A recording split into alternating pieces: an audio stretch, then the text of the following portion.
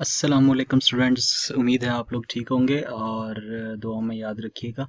चलें स्टूडेंट्स, आज के लेक्चर का आगाज़ करते हैं। और जैसा कि आपको पता है कि हमने सेकंड ईयर केमिस्ट्री पार्ट 2 का केमिस्ट्री का सिलेबस स्टार्ट किया हुआ है, तो आपने चैप्टर नंबर 3 बहुत ज़्यादा मिकदार में पढ़ लिया है। बहुत सारे लेक्चर इसके हो चुके हैं। तो अभी हम ज़रा चलेंगे अभी इसके फर्दर आगे लेक्चर्स की तरफ, जो कि है पिक्यूलियर बिहेवियर ऑफ कार्बन। आपको पता होगा, आप भी सोच रहे होंगे कि ये पिक्यूलियर बिहेवियर फिर से कहाँ से आ गया है। ये फर्स्ट ए ग्रुप में भी था, सेकंड ए ग्रुप में भी था, थर्ड ए ग्रुप में भी था और फोर्थ में भी आ गया है। तो स्टूडेंट्स, आपने याद रखना है कि हर ग्रुप के फर्स्ट या सेकंड एलिमेंट का कुछ ऐसा बिहेवियर होता है जो उसको अपने ही ग्रुप मेंबर से सेपरेट रखता है। ठीक है जी। सो ये जो बिहेवियर है, इसको हम बोलते हैं कि ये इसका है जी, इसको हम बोलते हैं कि ये इसका है पिक्यूलियर बिहेवियर। ठीक है जी, मखसूस बिहेवियर है, कुछ खास प्रॉपर्टीज हैं जो एक एलिमेंट को उसके अपने ही ग्रुप मेंबर से सेपरेट रखती हैं, अलग रखती हैं। ठीक हो गया जी। तो चलिए स्टूडेंट्स, आगे चलते हैं, बात करते हैं कार्बन के कुछ खास प्रॉपर्टीज की। तो carbon is the first member of 14 या 4 ए ग्रुप। ठीक है जी। तो इसकी कुछ प्रॉपर्टीज ऐसी हैं जो इसको उसकी अपनी फैमिली से सेपरेट रखती हैं। Due to the small size, high electronegativity, carbon has a strong tendency to form pi bonds, multiple bonds, either with itself or with the other elements such as oxygen, nitrogen and sulfur। ठीक है जी। कुछ properties ऐसी हैं जो सिर्फ वाहिद first element के पास होती हैं, बाकी एलिमेंट्स के पास नहीं होती हर ग्रुप के अंदर। ये बात एक होगी जी। उसके बाद हम देखते हैं कि मखसूस प्रॉपर्टीज किस वजह से होती हैं। तो आपको मैंने बताया था high charge to size ratio की वजह से होती हैं, क्योंकि सबसे ऊपर जो एलिमेंट होता है उसमें इलेक्ट्रॉन्स कम होते हैं, उसके शेल्स कम होते हैं, उसके एटम का साइज छोटा होता है। जब एटम का साइज छोटा होता है तो उसकी इलेक्ट्रोनेगेटिविटी हाई होती है। जब इलेक्ट्रोनेगेटिविटी हाई होती है तो मखसूस प्रॉपर्टीज वो एलिमेंट शो करता है। ठीक हो गया जी, आगे चलते हैं जी। आगे आप देखें कि कार्बन की बात की जाए, कार्बन और सिलिकॉन दोनों क्या हैं जी, दोनों की दोनों नॉन मेटल्स हैं। ठीक है जी। सो कार्बन नॉन मेटल है, सिलिकॉन मेटलाइट है। ठीक है जी।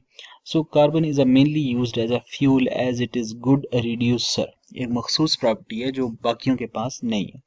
It is metallurgical process. In metallurgical metal have been moderate electronegativity and extracted from their oxides, ores and reduction with carbon। यानी कि आप बात करते हैं कि कार्बन जो है इसको अब यूज करते हैं मेटलर्जी के प्रोसेस में। आपको पता है मेटल्स रिएक्टिव होती हैं, वो अकेली नहीं रह सकती, तो वो दूसरों के साथ मिलकर बॉन्ड बना के रहती हैं, मिनरल्स की फॉर्म में रहती हैं या इस तरह से सो ओर्स की फॉर्म में रहती हैं। तो उनको दूसरे एलिमेंट से सेपरेट करने के लिए हम कार्बन को ही यूज करते हैं। Oxides of high electropositive metal at high temperature react with a carbon forming a corresponding carbides। देखें ये आपके इधर राइट साइड के ऊपर रिएक्शंस देखें, ये जो रिएक्शंस हैं इनको देखें। आपके पास फेरस ऑक्साइड है, कार्बन के साथ रिएक्शन किया तो ये फेरस को सेपरेट कर दिया ऑक्साइड से। ठीक है। इसी तरह जिंक ऑक्साइड है, तो कार्बन ने उसके साथ रिएक्शन किया, जिंक ऑक्साइड बनाया और जिंक को सेपरेट कर दिया। एल्यूमिनियम को सेपरेट करने के लिए, इस तरह कार्बन मोनोऑक्साइड को सेपरेट करने के लिए ये मेटलर्जी के प्रोसेस में आप बोलते हैं कि हमने यूज देखा है किसका, हमने यूज देखा है जी कार्बन का। ठीक हो गया जी।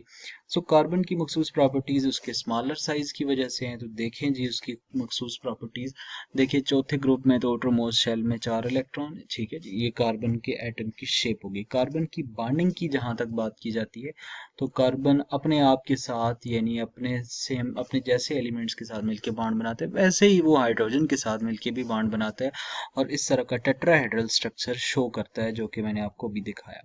उसके बाद आपको याद होगा लास्ट लेक्चर में हमने कैटिनेशन पे बहुत ज़्यादा बात की थी।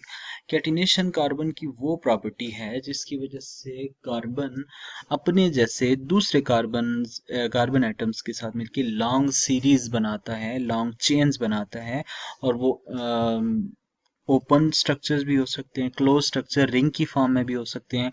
सो चूंकि अपने जैसे कार्बन के साथ मिलकर कार्बन ये बॉन्ड बनाता है, तो इस वजह से हम इसको क्या बोल सकते हैं, सेल्फ लिंकेज। सेल्फ मीन अपने आप के साथ लिंकेज का मतलब है जुड़ना। सो अपने जैसे दूसरे एलिमेंट्स के साथ मिलके जब कार्बन इस तरह से बॉन्ड बनाए और जुड़े तो हम बोलते हैं कि वो उसने कैटिनेशन की है। ठीक है जी। सो ये स्ट्रेट भी हो सकता है नॉर्मली, और ब्रांच चेन भी हो सकती हैं क्लोज, या साइक्लिक रिंग्स भी हो सकती हैं, या इनको आप बोल सकते हैं कि रिंग की फॉर्म में भी स्ट्रक्चर बन सकता है। ठीक है जी। सो स्टूडेंट्स, ये तो था एक छोटा सा टॉपिक। उम्मीद करता हूँ आप लोगों को समझ आया होगा। होपफुली आप लोग इससे फ़ायदा उठाएंगे और मेरी लेक्चर के मतलब अपनी राय का इजहार कमेंट सेक्शन में आप लाजमी करेंगे। ठीक है जी। Thank you so much. मिलते हैं नेक्स्ट लेक्चर में। अल्लाह हाफिज़।